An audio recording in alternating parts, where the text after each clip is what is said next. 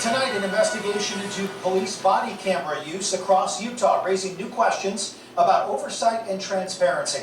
Thanks for joining us for 2 News at 5 o'clock. I'm Brian Schnee. And I'm Heidi Patch. A report from the Utah Investigative Journalism Project reviewed nearly 50 police departments, finding cases where officers failed to turn on their body cameras, sometimes repeatedly. Liv Kelleher spoke with the journalist behind that reporting. Liv, what is the nature of some of these violations?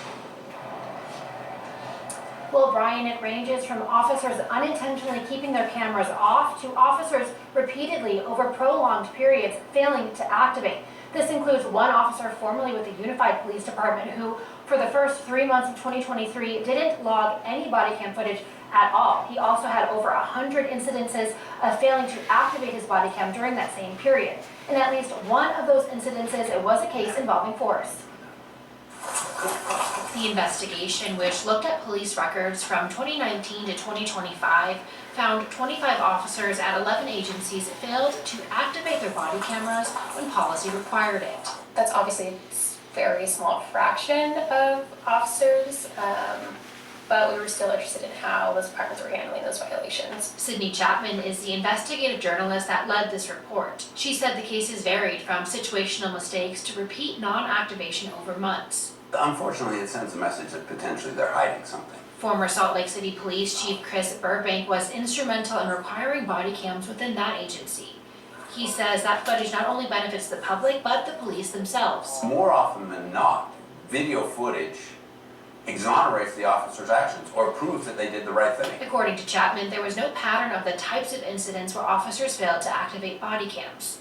But for the most egregious offenders, They just weren't turning them on, period, or at least not very often. agencies across the state that require body cams have similar policies regarding the tech, requiring officers to turn them on anytime they're interacting with the public. Some agencies also mandate audits of body cam footage that theoretically would catch officers who are failing to follow protocol. Are those audits happening? No. In fact, I know for a fact because I've been involved in situations, cases, in reviewing police agencies, and they, one, either don't have the capability or they don't have the interest in doing it. Now, this report also names Ogden, West Valley, Salt Lake, and Unified Police Departments as the departments with officers with the most violations. I reached out to all 4 of those agencies and spoke with all of them but West Valley, who did not answer my call. They say they all take body cams very seriously. They have different auditing processes, including self-reporting, sergeant audits, and reviews of all use of force cases. Reporting live in Salt Lake City, Liv Kelleher, KUTV 2 News. Liv, thank you. This morning we asked Salt Lake County District Attorney Sim Gill about the importance of police body cameras. And for those agencies that use it, I think they find it beneficial. Not only this in demonstrating their lawful actions, but when there's a suspicion of unlawful action, this is the best defense that we have about the reality of the truth of what happened, right? So they're an essential component, and I think we just need to lean into it. But with the caveat, there are limitations to it. There are limitations to it.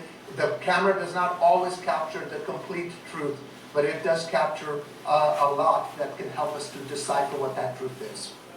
Gill making those comments during a news conference where he there declined to file charges for the use of deadly force by the Salt Lake City Police Department against Christian Allen. The incident happened back in May when a woman called 911 saying her estranged husband, Christian Allen, was trying to break into her home. Investigators say that Allen threatened to kill her. Officers arriving at the scene and found Allen covered in gasoline and holding a knife.